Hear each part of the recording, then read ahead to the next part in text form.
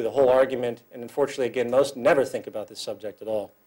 In order for us to consider routes of social change, we must also have a clear understanding of conditioning, our biology, and our relationship to the environment. As denoted before, when it comes to the pursuits of social change, the most profound hurdle is overcoming the traditional ideology, identifications, and dogmas which have been set in stone as final by the established culture. Of these ideas, a consistent one that comes up has to do with the conclusion that the human being is of a rigid, fixed nature, whereas certain behaviors are simply immutable. Therefore, as the logic goes, social structures are locked into a set pattern, which cannot be overcome due to the very nature of the species. In order to address this claim, we need to first consider the ramifications of culture itself.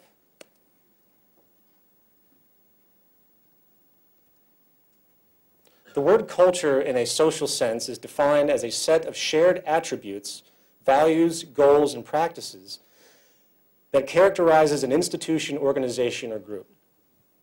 The most obvious, yet often overlooked example of the mechanics of culture is the fact that we are provably shaped by the sort of society we live in.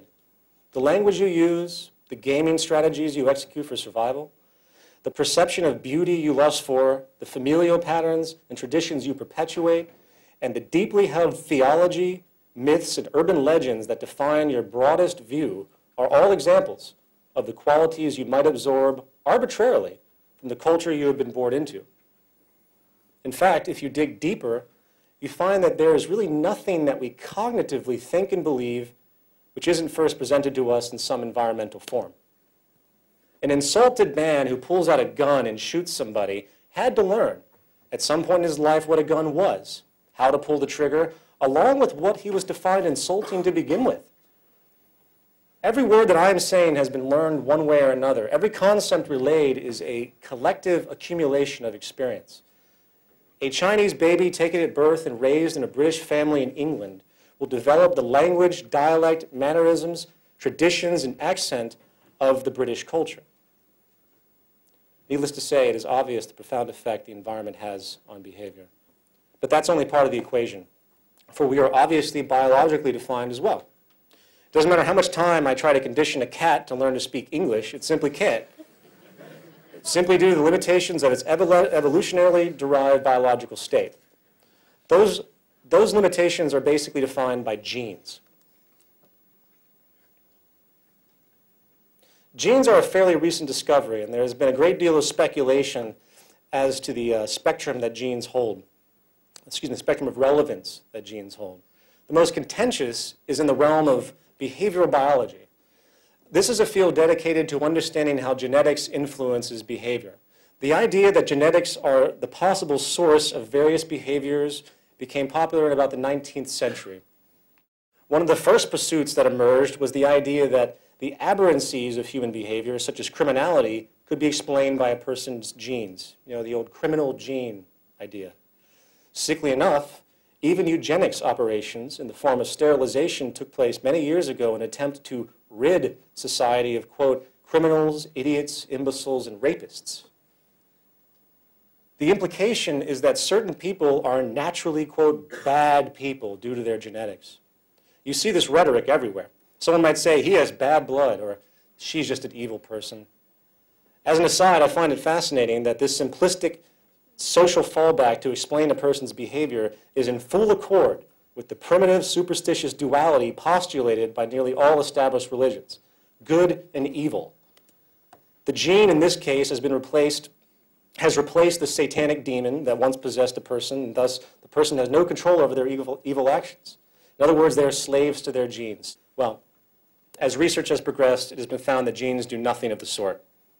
Genes are stretches of DNA that produce proteins, which of course are vital to the operation of the brain, the nervous system, and the whole body. However, they are not autonomous initiators of commands. They do not cause behaviors in any real sense of the idea. In the words of Professor of Biology and Neurology at Stanford University, and a well-known anthropologist as well, Dr. Robert Sapolsky, genes are rarely about inevitability, especially when it comes to humans, the brain, and behavior. They're about vulnerability, propensities, and tendencies. As it turns out, the determining factor of genetic propensities, particularly in the realm of behavior, is the environment that the organism resides in. For example, recent research has shown that a gene could exist for depression. However, just because you have that gene does not mean you're going to get depressed. It takes some form of dramatic environmental stressor to trigger the genetic response, such as a sudden death of a loved one or something very severe. In other words, the environment triggers the existing genetic propensity. Even with a genetic predisposition to a particular illness, there's no guarantee you're going to get it. A chair with a broken leg is not dangerous if you never sit on it. As a variation of this, it is interesting to know how the environment even affects broad physiological attributes, a realm traditionally left for the genetic side of the nature and nurture debate. A study was done a few years ago at the Miami School of Medicine with premature infants in neonatology wards, where they decided to simply touch a section of the infants in the wards a few times a day, while the other section was not touched. All feeding patterns remained alike, everything else equal. As it turned out, the infants that were touched grew 50% faster and were noticeably more healthy. They were released from the hospital a week early. When compared months later, these same kids showed better health and agility than those that were not touched. It's incredible. This is a dramatic finding on many levels, for it shows that the genetically prescribed growth hormone release can be profoundly influenced by a simple and subtle environmental experience. Furthermore, the environment can not only trigger genetic propensities or influence their extent, it can override them to a certain degree. A couple of years ago, another study was done at Princeton University where scientists were able to genetically engineer mice, removing a key gene relevant to their neurotransmitter system, selectively targeting learning and memory. As a result, the cultivated mice were poor at various memory and learning exercises. They had trouble recognizing simple objects, their accuracy of smell was poor, and they were unable to learn well in many ways which otherwise would be normal to an average mouse. Once their disability was confirmed and established, the scientists then put the cognitively dim mice as adults in an enriched, stimulating environment. And over time, it was found that many of the genetically engineered learning disabilities were actually overcome by the simple exposure to an intellectually nurturing environment. In other words, the environment is actually able to reestablish neurological pathways that seemed not to exist. Again, this is a powerful testament to the power of the environment when it comes to brain and hence behavior. We're perpetually molded and shaped by what's around us, and it has an extremely direct effect on our genes and what might be inherent to us. It's very important. The reason this is being brought up is to illustrate the fact that our environment is provably the most important determinant in our functionality. Nurture, in many ways, dictates nature on many levels, ranging from behavior to psychology, to physiology. Psychology would have relevance, but to physiology and health.